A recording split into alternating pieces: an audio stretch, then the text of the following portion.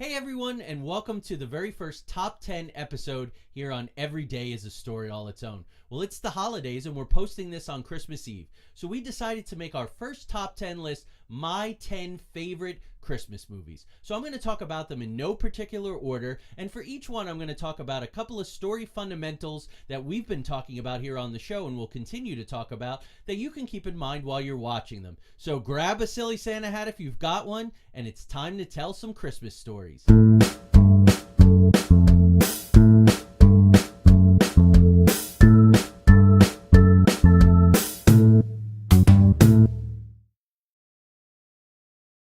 The first movie on our list of the top 10 of my favorite Christmas movies is Jingle All the Way, starring Arnold Schwarzenegger. This is the movie that I kick off every Christmas season with. There's a lot packed into it. One of the big things is it's a little bit of a commentary on commercialism versus family and simple values and being the best dad, father, husband that you can be.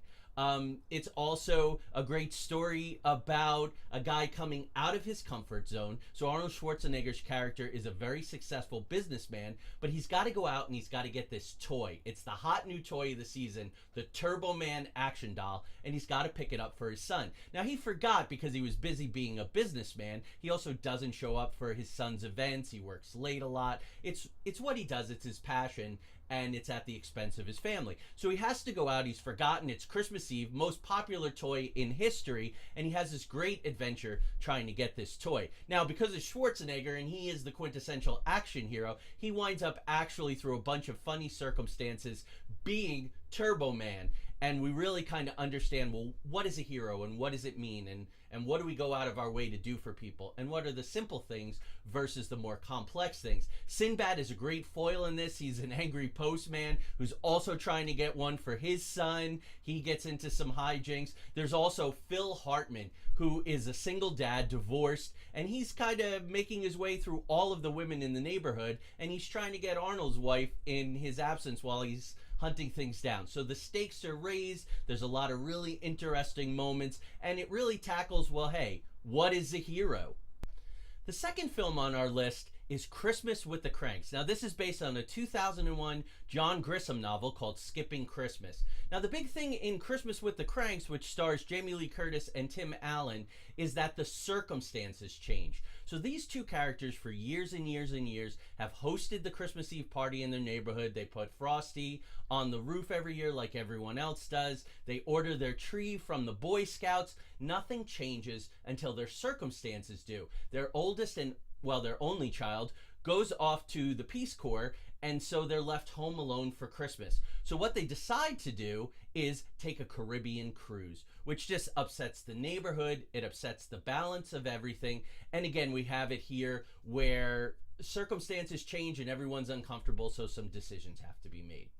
Now, the third movie on the list is called Deck the Halls.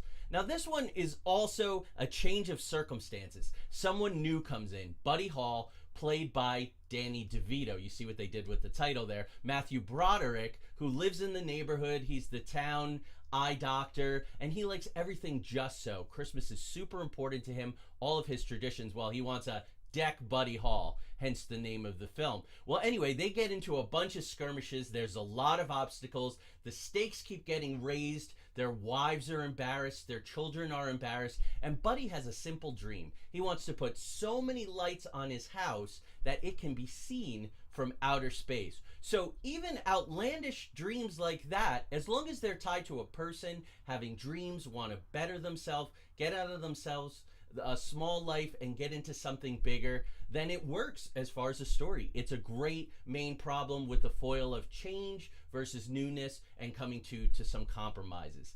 Now, the next film on the list is, I think, one of Bill Murray's best, and it's Scrooged. Scrooged is great if you want to take a classic tale and you want to update it. You want to bring it into modern times and you want to make it resonate with your audience. So, of course, this is the classic Charles Dickens tale of a miser.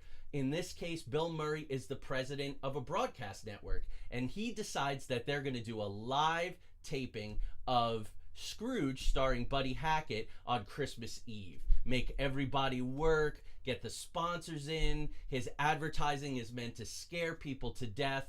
Scrooged and A Christmas Carol are really, really good examples of the hero's journey. Or in this case, it's really an anti-hero's journey, because you have the separation where he moves from reality and takes the journey with the three ghosts. You have the initiation that he goes through with the ghosts of present, past, and future, and then he has the return. He comes in, he's a changed man, he makes right by his employee, and Bill Murray just does an absolutely fabulous job in this movie.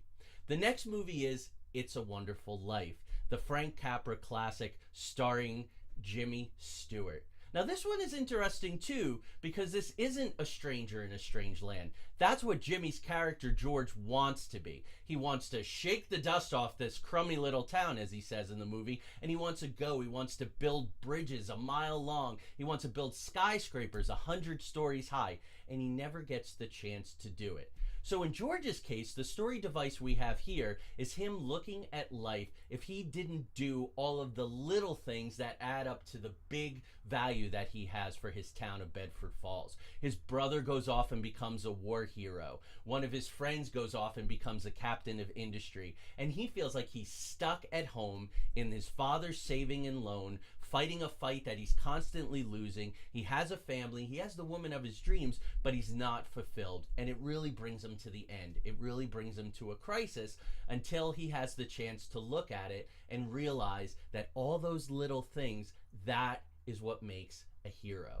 So the next movie on the list is the Nancy Meyers written and directed The Holiday. This stars Jack Black, Cameron Diaz, Kate Winslet, and Jude Law. The four of them are wonderful. Now what's interesting about this movie is it's really an homage to making movies. And so it has a little bit of movie composition in it through the character of Jack Black, who's a movie composer.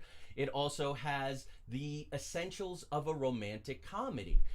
They talk about a meet cute, and all of the other essentials are in there too. The declaration of love towards the end and the crisis moment of all those kinds of good things. This is sort of a fish out of water story. So we have the English girl who leaves her country cottage to go to LA, where there's a swimming pool and all kinds of famous people in a giant house. And we have the girl from LA who's a very, very successful movie trailer editor who goes to this little country cottage. It's a great story of love. It's a terrific story for the holidays. And again, it's a great primer if you're writing romantic comedies. And romantic comedies are making a comeback now. I'm shopping one now. I have one in some contests. So if you have it in your heart, go ahead and write a romantic comedy and watch this one for inspiration. The next movie is Miracle on 34th Street. And I particularly love the remake from 1994 starring Dylan McDermott and Elizabeth Perkins. Now, Miracle on 34th Street is great as far as character study, character arc, the truth of a character, what they believe, how other people relate to them. To me, that's really the value of the story. It's all about belief. It's the magic and power of story. That's a huge part of it. The next movie on the list is Christmas Vacation, Chevy Chase. Now, this movie is infinitely quotable. It's fun. It's kind of hilarious. It's got a great cast. Randy Quaid is absolutely hysterical in it. Chevy Chase is at his best physical comedy. And again, it has a neighbor. A lot of these Christmas movies, it has a neighbor that cause a lot of problems. They don't like what the main character is doing. In this case, it's a couple of yuppies that live next door who really don't get it, and Chevy, without even trying, his character Clark Griswold, really kind of terrorizes them. But it's another theme where you got lights on the house and you want to do it big and you want to do it right, but it's really a story at the end of the day that none of those things matter. All the commercial things of Christmas, they don't really matter at all. What really matters is family and being the best father, being the best husband, being the best son that you can be in the case of Clark's character. So moving right along, we have Home Alone, another classic. Oh man, this one is awesome. And you have Joe Pesci and you have Daniel Stern as the bumbling crooks who are trying to invade this kid's house. This is all about protecting your territory and living up to your responsibilities. So Kevin doesn't even want to get along with his family, and suddenly he's got to rig his house up as some kind of combat zone to defend it. He really begins to understand. There's also a great redemption element in Home Alone with the story of the neighbor who's lost his family that everyone says, oh, he's a murderer, and he puts bodies in the bottom of his salt can. And that's a theme that moves on with the other Home Alone movies, this idea of redemption, this idea of proving yourself, reuniting with your family. This movie is a great example of subplots. So you have John Candy's character who's trying to get home. Of course, you have Catherine O'Hara, the mother, who's desperately trying to get home. This movie also really raises the stakes. The closer it gets to Christmas, the more the robbers are putting Kevin in danger. We really get a sense of this bomb under the desk, as Hitchcock would say, or in this case, the bomb under the Christmas tree. So Home Alone, of course, is a lot of fun, and you can learn a lot from it. So the last one that I have on this top 10 list is Love Actually.